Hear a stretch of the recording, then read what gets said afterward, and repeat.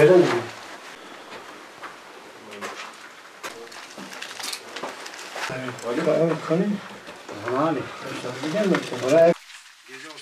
Gece olsaydı çocuklar kimse kurtarır. Hala kapıyı açsın ya burada çalışan. Şu anda Ağrı Aşağı Küpkıran Mahallesi'ndeyiz. Aşağı Küpkıran Mahallesi'nde geçtiğimiz günlerde evi yanan ailemizin evine tespite geldik. Yaklaşık bir hafta önce bu evde elektrik kontağından dolayı bir yangın çıkmıştı.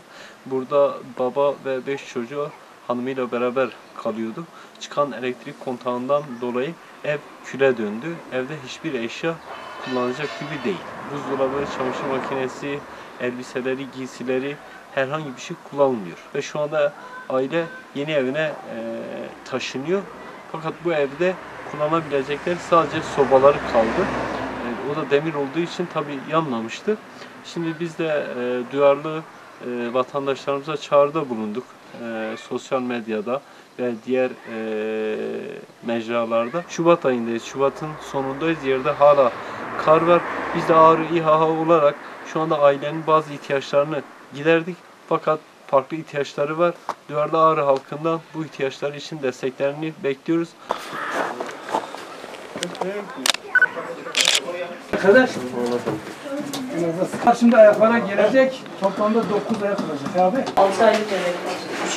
Sen okula, siz evde değilsin. Ben evdeydim. Anaokuluna Ben gidiyorsun. mutfaktaydım, küçük kız. Ama gideceksin değil mi? Mustayım. Geldiğinde yalnız vardı yani. Müdahale edemedim ben. Ancak zaten bu da odadaydı. Dışarıyı temizle ya. Evet, temizle. Burada çatilidir. Çatilidir. Burada damla. Pardon, sular. Fahri ismi nedir? Fahri? Ecrin. Ecrin. Hemen. Burası o eşya. Ben öyle. Şurada bir çağır.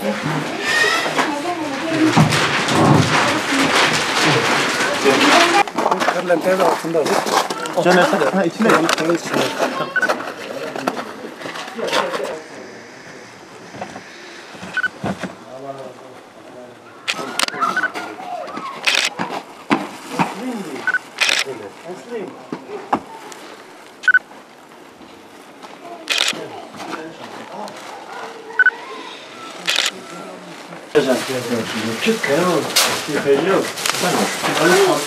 Bu bebeğindi.